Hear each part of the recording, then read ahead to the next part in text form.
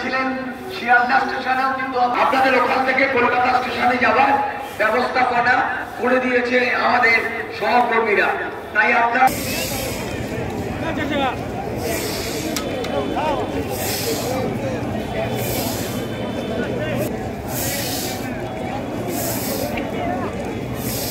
আপনাদের বলবো, যেহেতু